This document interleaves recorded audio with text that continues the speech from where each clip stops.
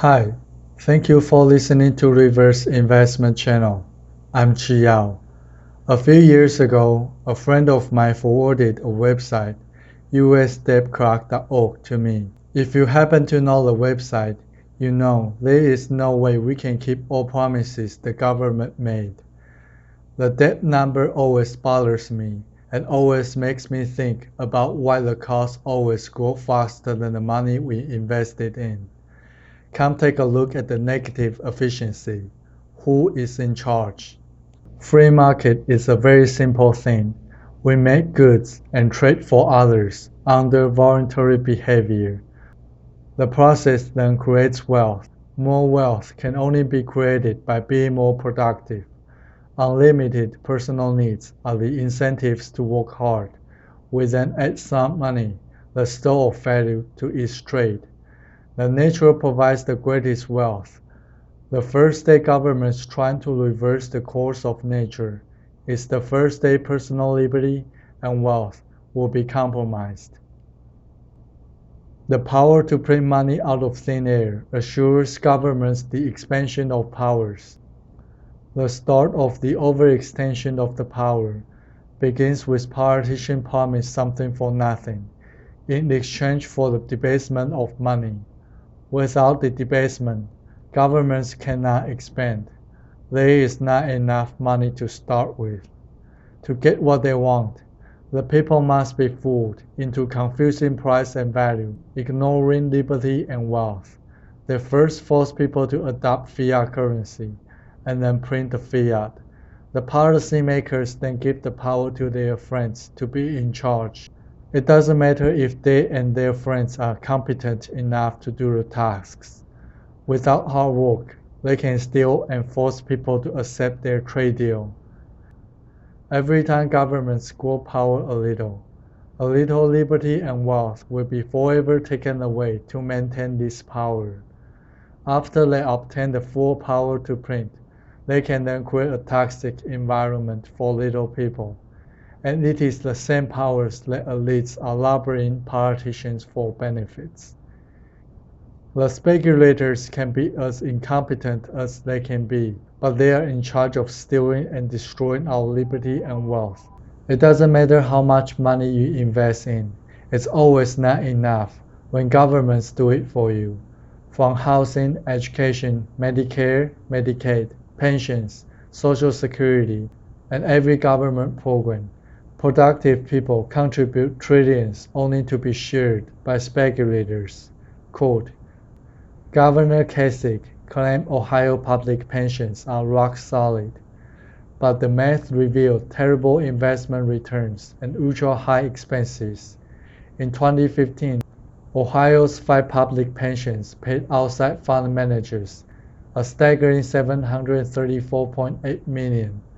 These management fees are extraordinarily high because Ohio relies on secretive alternative investments more than any state in America.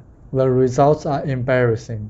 In 2015, the Ohio Public Employees Retirement System, the state's largest pension fund, spent $428.2 million in external management fees for investment results that fell 99.8% from 2014. Unquote.